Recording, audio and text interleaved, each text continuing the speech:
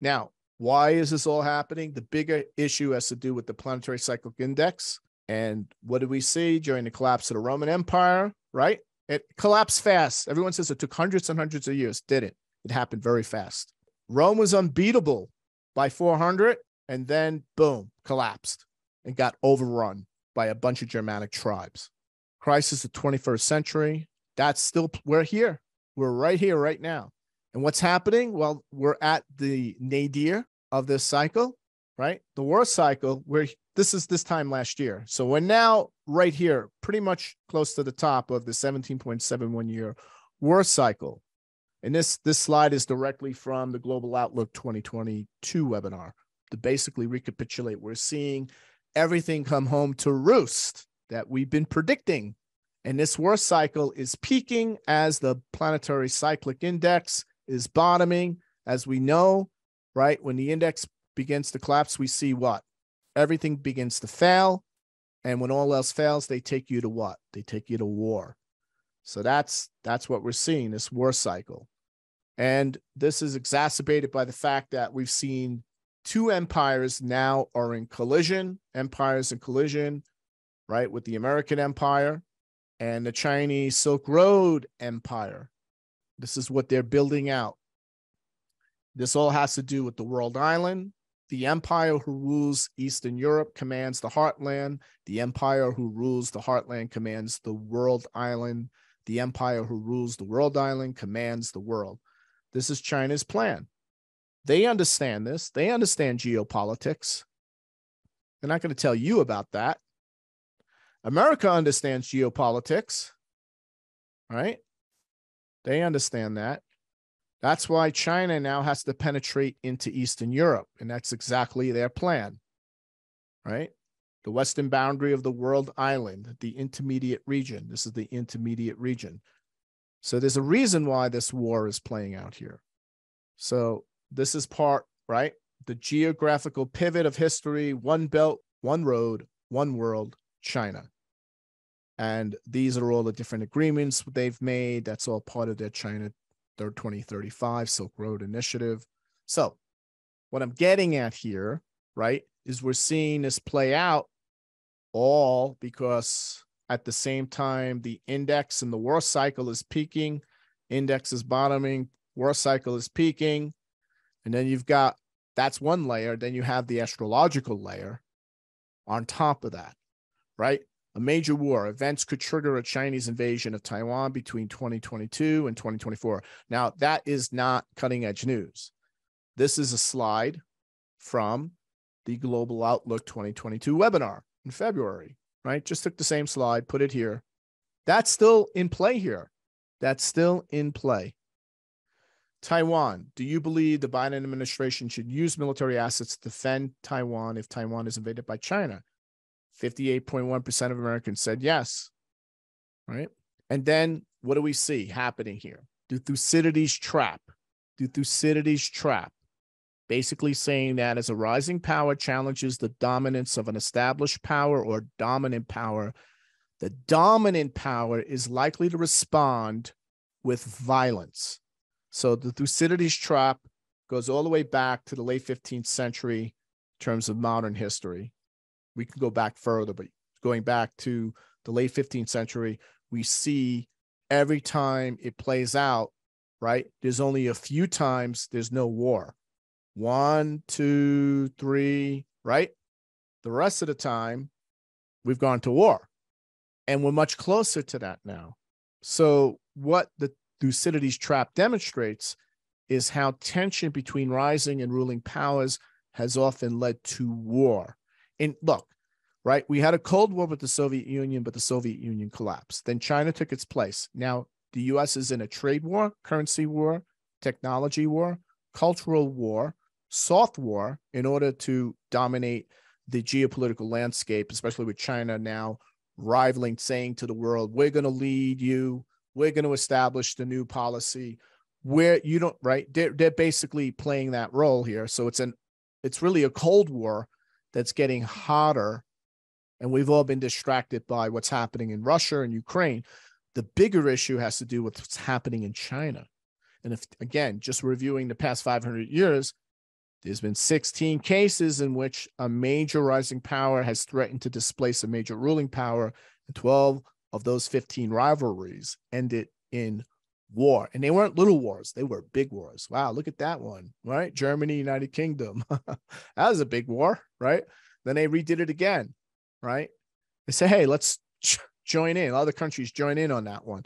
So we see this play out here. Now, the reason why I'm bringing this up is because this is a global trend 2040 from a U.S. National Intelligence Council published this, right? This gets on the desk of the White House, of every congressman, every senator, every world leader, including China. They read the U.S. National Intelligence Council Global Trend 2040, right? This was released in April, right? And it basically lays out 5 future scenarios. Each one portrays a plausible successor to the current international order, right? So everyone thought it was, we're going to see, a competitive coexistence, but it looks like to me, right, we are moving towards the situation now of tragedy and mobilization, right, where we see some very revolutionary changes happening across the world, based on a number of environmental and resource crises.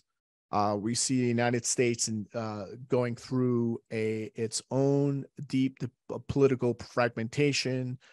We see Russia and China, right, basically threatening each other, right? Existential threats catalyze a bottom-up progressive movements, right? We're going to see that happen.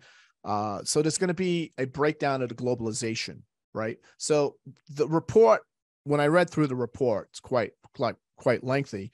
I won't go into it all here, but I'll just say there was the consensus was we would see a competitive coexistence. So though they do talk about these other scenarios, right? And there's a certain percentage of each one of these are true, but it seems the one that they said we're least likely to move forward into is tragedy and mobilization. And yet it seems very clearly that we're moving into a tragedy and mobilization factor.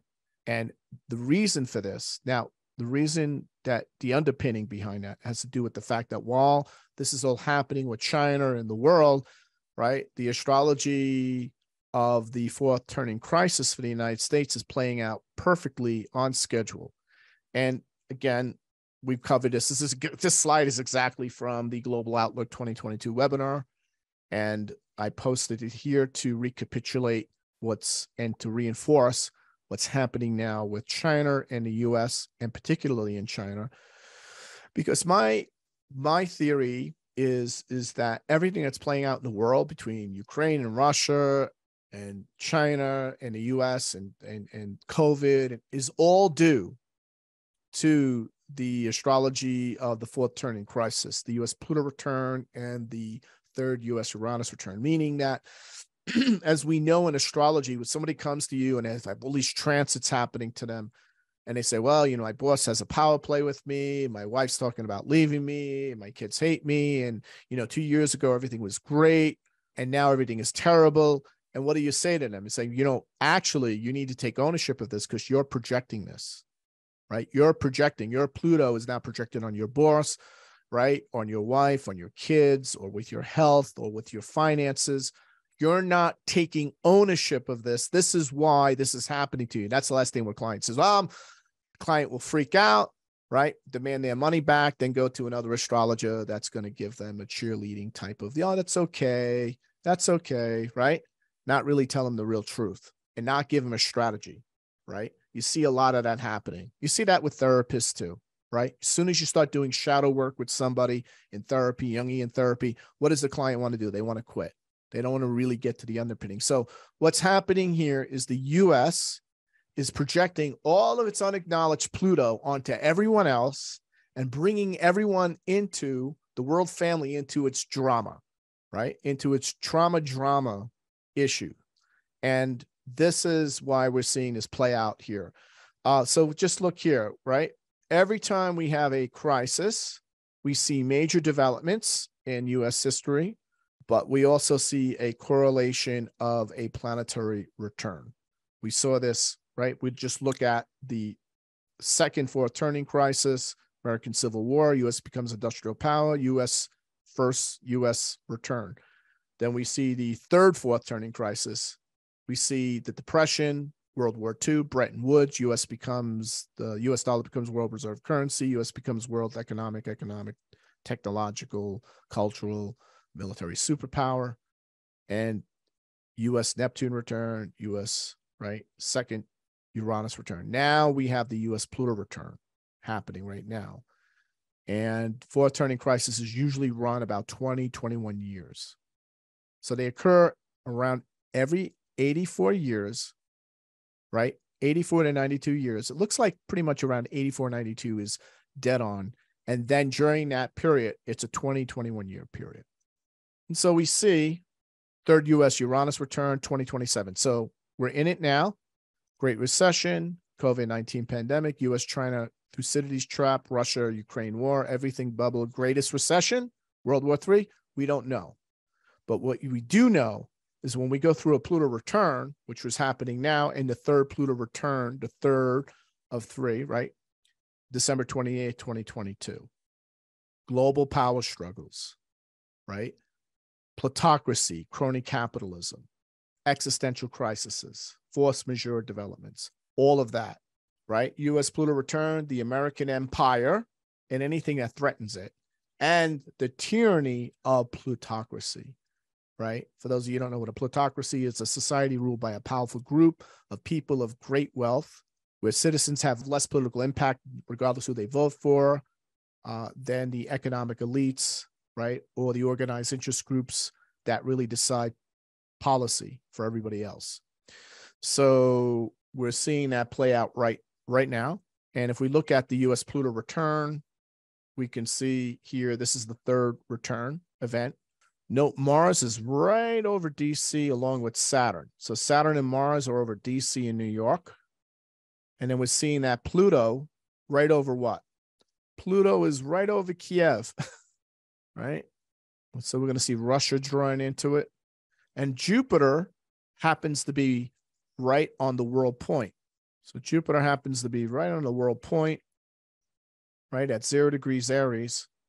That's crossing right over China, Japan, South Korea, right through Australia, and right through this area here. To watch the full presentation and more like this on geopolitics, the economy, and world events from an archetypal and mundane astrological perspective, join the Global Transformation Astrology membership. Go to gta.williamstickevers.com. Become a GTA member today.